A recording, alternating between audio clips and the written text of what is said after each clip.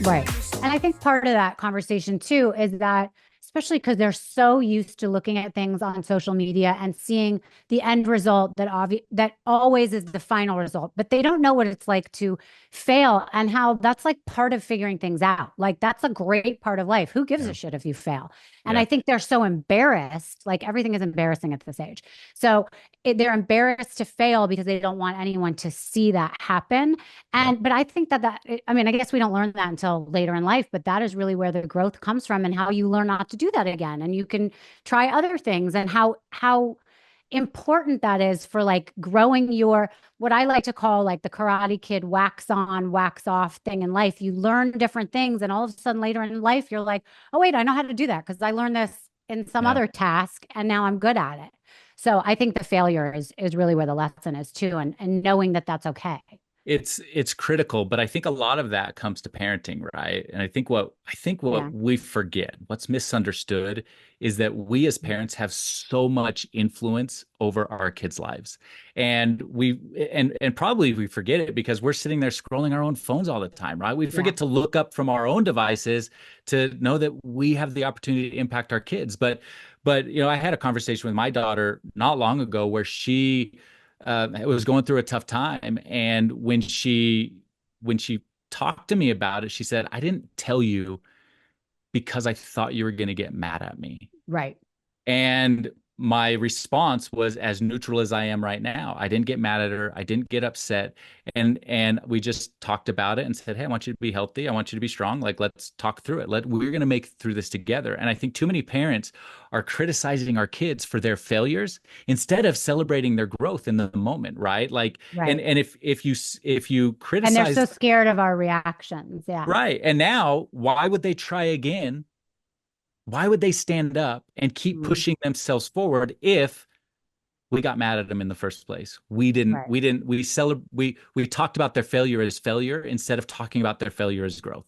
And so Yeah. we have a really large role to play in our kids. And we have to remember that, you know, the statistic is the prefrontal cortex of the brain, the front part of the brain, the decision-making part of the brain, it doesn't develop in our kids' heads until about the age of 25 years old. Until then, Wow. they're thinking emotionally. And so when we come down on them for a failure, when we come down on them for whatever the thing is, they're going to retreat into this emotional state, and they're going to develop in their brain these neurons, these pathways that I can't try something new ever again, because if I Mm, do, it will create this negative this negative thing to happen in my life. So why would I try something new ever again? And so we right. have to be really careful as parents how we are helping our kids see the future and see growth and see who and what they can become, because we play a huge role in it. Right. Um, that brings me, I want to talk about the impacts, the social and mental health impacts, but Hmm. also I feel like there's such an impact on, I don't, when we were younger, everybody was somewhat of an individual, right? Now I feel like all the kids are the same because they're learning traits and words and all these things that, I mean, you walk into my house on any given day, there's like six kids here and they're all talking about skibbity riz, all this stuff. And I'm like, oh my God, they're all the same person and they're clearly getting it, and then, I'm the embarrassing one for not. Every time I try and talk like that, they're like, oh my God, stop, Keep talking like that. There's nothing better than trying to say the words that they don't think we know how to Right. say. I'm But always like, oh my God, Ohio toilet Riz. She's like, Mom. stop Anyways, it.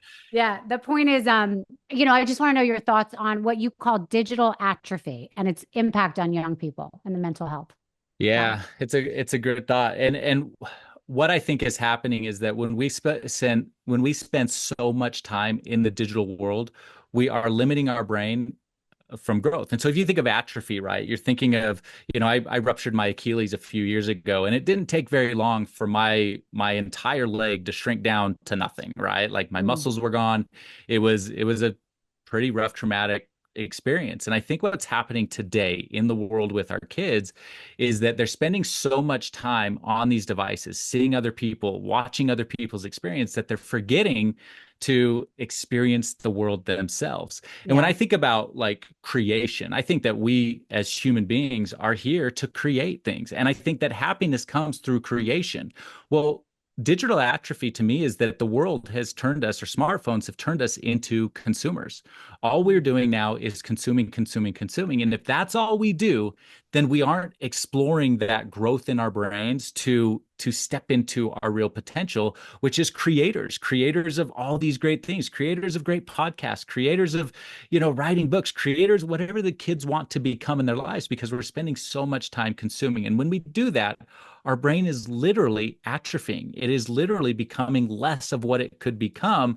And like any muscle, to get back, you have to begin to work it. You have to begin Right. to grow it over and over and over again. So, How would you suggest for like in all the stuff that you've done now, how would you suggest that parents can change their approach? Because I'll say to Wyatt all the time, Wyatt, put the phone down.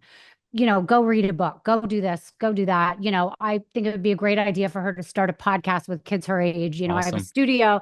And because of her, I guess I'm going to bring the word up again, embarrassment, that it'll make her look not like everyone else. I think the embarrassing thing for them is standing out and being Yeah. different, which I think is Yeah. such a great quality. So, how could parents change their approach to get their kids' heads out of the phone and doing something more active and using their brain? Yeah. So it's first of all, she should start a podcast, and I would be happy to be on that podcast at some point. But I think that the biggest challenge is, and you said it, kids, because of social media and even going back to digital atrophy, right? They believe that to fit in, they have to be the same. And unfortunately, now they scroll social media and they see what it takes to be cool. They see what it takes to fit in. And I believe that your uniqueness is your superpower. Your Mm, uniqueness is what gives you strength. Your uniqueness is what is going to set yourself apart from the world. But what happens when kids are in middle school, 12 years old, that's and that's when a lot of kids are starting to get social media. But it's even from a brainwave perspective, it's when they start recognizing that, oh, the people in my life aren't just my mom and dad, or the mm, people in my life aren't just my family, but there's all these other people in school. And all of a sudden they start caring, they starting to pay attention to me.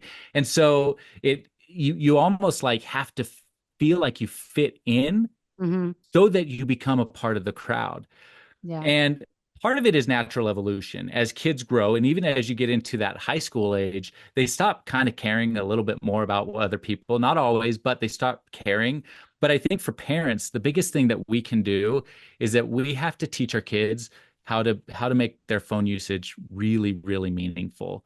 Because Hmm. what's happening is, if you think about your phones, the biggest flaw is that we start comparing our life to everybody else, right? We Sure. start looking out there, and from a teenager who's thinking that with that emotional brain and can't logically think that oh wait, that isn't the real world, or that person's life isn't perfect. They just think emotionally that they're different or that they're not good enough. Mm, Comparison is detrimental to their mental health.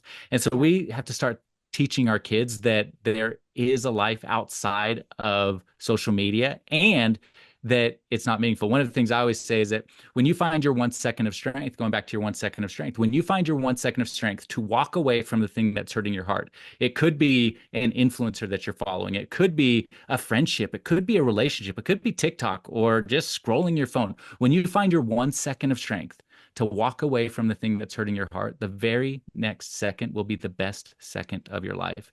Because Mm, in that 1 second, you will find freedom. In that 1 second, all that weight, all that pressure, everything that you've been holding on to, which is heavy for teenagers, is extremely heavy. yeah. When you let go of that, you'll feel freedom in that 1 second. And so, and one of the easiest ways to do it, I have this acronym called this, social media is dumb, DUMB. Mhm. And you have the power in 1 second of strength to do any of these four things when social media feels dumb. You can delete, you can unfollow, you can mute somebody, or you can block them. Any Mhm. of those four things will give you your power back and put you back in a mental state where you are in control, not out of control. Because there's really only three things you can control in your life. One, your words.